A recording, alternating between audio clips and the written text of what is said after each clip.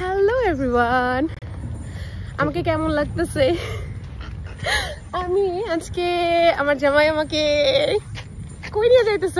Baby baby look look, এই যে আমার baggy pant, hip hop boy, and এই যে আমি the cat women.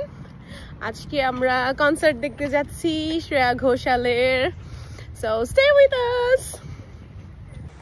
High mister baggy, hip hop man. আমরা কনসার্ট দেখতে আজকে রটারডাম যাব। তো প্রথমেই আমরা মেট্রোতে উঠে পড়লাম, আমরা জায়গা পাই নাই, এর জন্য আমি বসে আছি এবং উনি দাঁড়িয়ে আছে। কিছুক্ষণ অপেক্ষা করার পর একটা স্টেশন পরেই আমরা জায়গা পেলাম এবং দুইজনেই বসলাম এবং এই স্টেশন থেকে মেট্রো ছাড়ার অপেক্ষা করছি।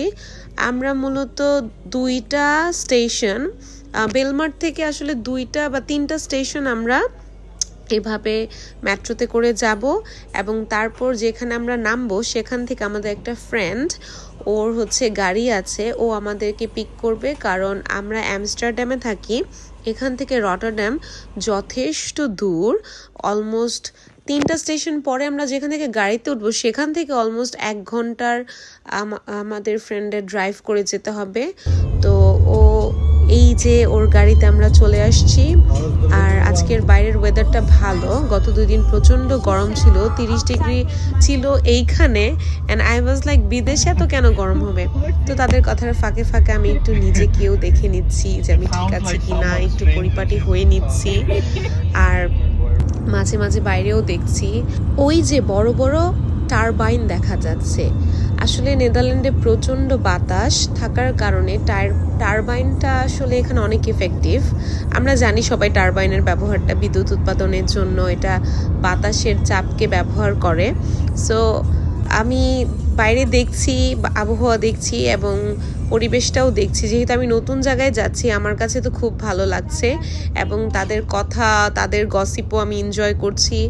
ওভারঅল সব কিছুই খুব এনজয় করছি। আর সব থেকে বেটার করে যেটা, সেটা হচ্ছে খুবই এক্সাইটেড। আপনার যখন মুডটা ভালো থাকবে, আপনার তখন সব কিছুই ভালো লাগবে। সো আমাদের ক্ষেত্রেও সেইটা। আমাদের ফ্রেন্ড, ও একজন সুরিনামি, তো ও ড্রাইভিংয়ের সহায়তায় আমরা আমাদের গন্তব্যে পৌঁছে গেছি। এবং এখানে আসার পর আমি যেটা দেখলাম, চারিদিকে শুধু ইন্ডিয়ানস।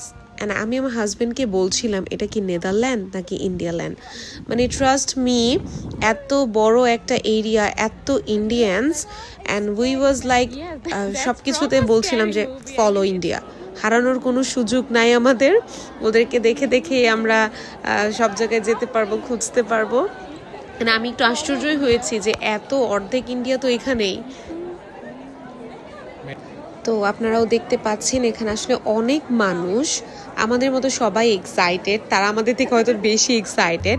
তো আমরা চলে এসেছি আমাদের যেখানে সিট, ব্যালকনি 3-তে। তো আমি আসলে বারবার ব্লগ করতে করতে তাদেরকে হারিয়ে ফেলছিলাম, তাই তারা আমাকে নিয়ে একটু জোক করতেছিল। সো ফাইনালি আমরা স্টেডিয়ামের ভেতরে এবং আমরা আমাদের সিটটাও পেয়ে গিয়েছি। That's mine? Yes. Okay. But the thing is, ये मैं हूँ, ये मेरी वाइफ है, वो मेरी फ्रेंड है ललिता, और हम आए पार्टी करने श्रेया घोषाल के कॉन्सर्ट पे। এখানে আসলে AI-171টা হচ্ছে রিসেন্টলি যে এয়ার ইন্ডিয়ার প্লেন ক্রাশ হয়েছে, সেইটার জন্য কিছুক্ষণ নীরবতা আসলে পালন করা হয়েছে। এখানে সবাই এক্সাইটেড শ্রেয়া ঘোষালকে দেখার জন্য। আর এই হোস্ট, ইনি আমাদের উত্তেজনা আরো বাড়িয়ে দিচ্ছেন ওনার হোস্টিং এর মাধ্যমে। এই কনসার্টের জন্য আমাদের 2 মাস আগে টিকিট বুকিং দেওয়া লেগেছে। Here is my husband. Excited. বেডি মানুষরা দেখবার লিগে তো এক্সাইটেড থাকবে।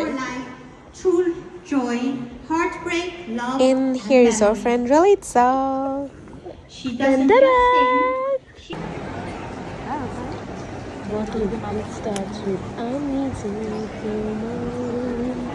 সবার মাঝে একটা টান টান উত্তেজনা কাজ করতেছে, and they are preparing the stage for the voice queen.